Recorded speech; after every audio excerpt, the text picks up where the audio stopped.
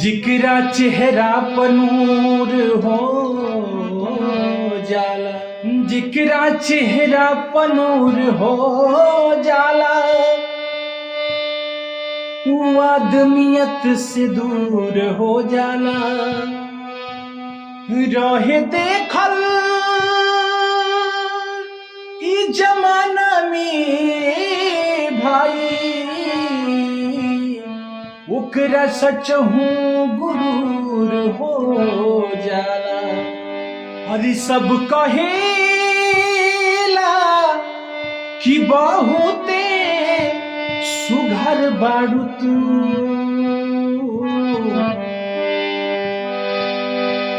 कि सब कहेला कि बहुते सुघर बाड़ू तू, टोना लागे न काची उमरिया में, टोना लागे न काची उमरिया में। कि सब कहेला कि बहुते सुघर बाड़ू तू,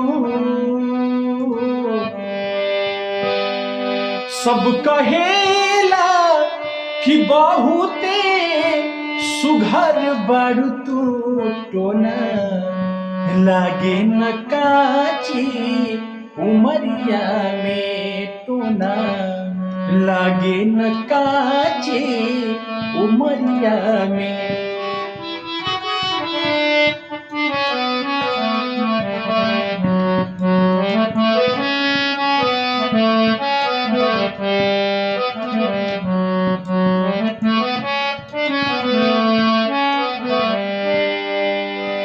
कि नैन लागे शराबी न ताकल कर, रूप के गोरी छत से न झाकल कर।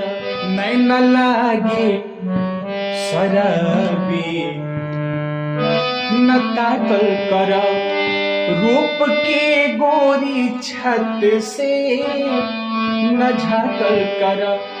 कि जेने ताकिलू अनहरियों में अजोर हो जाला, कि जेने ताकिलू अनहरियों में अजोर हो जाला, टोना लागे न काजी उमरिया में। कि जेने ताकिलू अनहरियों में अजोर हो जाला, कोनो जादू भरल बा नजरिया में, कोनो जादू भरल बा नजरिया में। कि सब कहेला कि बहुते सुघर बाड़ू तू, टोना लागे न काची उमरिया में, टोना लागे न काची उमरिया में। तोह की फुर्सत में आके बनवले खुदा, तोह के फुर्सत में आके बनवले खुदा।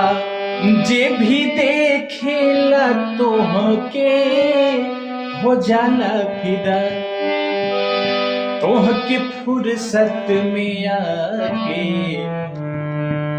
बनवले खुदा।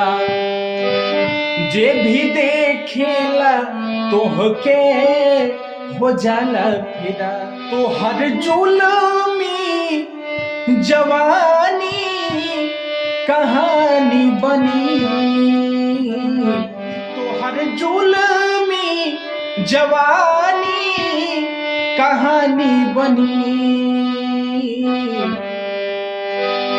तो हर जुल्मी जवानी कहानी बनी। दाग लागे न कोरी चुनरिया में, दाग लागे न कोरी चुनरिया में का जरूरत बचूरी कंगन हार के फूल महकेला खिलल फूलल डाड़ के किशोर मालिन बिना फूल लोढ़ेला के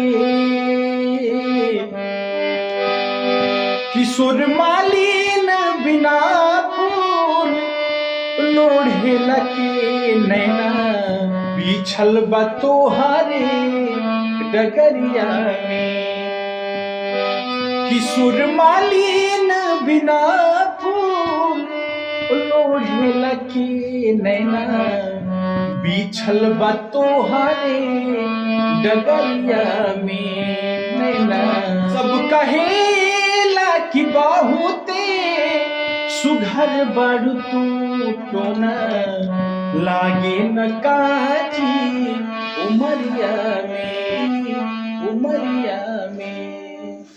नमस्कार साथियों, आपको मेरा वीडियो अच्छा लगता हो तो आप चैनल को सब्सक्राइब कीजिए, पेज को भी फॉलो कीजिए। धन्यवाद।